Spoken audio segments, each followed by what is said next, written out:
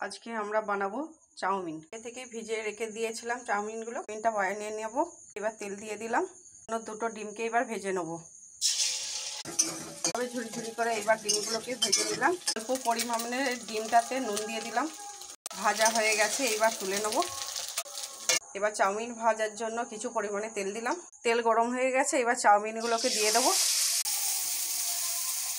পাল্টে এইভাবে ভেজে নেব। নুন ছড়িয়ে দিলাম, হলুদ দিয়ে দিলাম। এগুলো ভাজা হয়ে গেছে, এবার তুলে রাখবো। ডিম কড়াইগুলো আগে ভেজে নেব। গাজরগুলো দিয়ে দিলাম, পেঁয়াজগুলো দিয়ে দিলাম, অল্প পরিমাণে নুন দিয়ে দিলাম,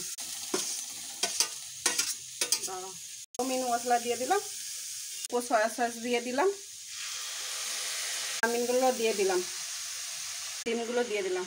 নেড়ে চেড়ে ওলট পালট করে নেবো। এবার নামিয়ে ফেলবো। তার জন্য কাঁচা লঙ্কা দিয়ে দিলাম।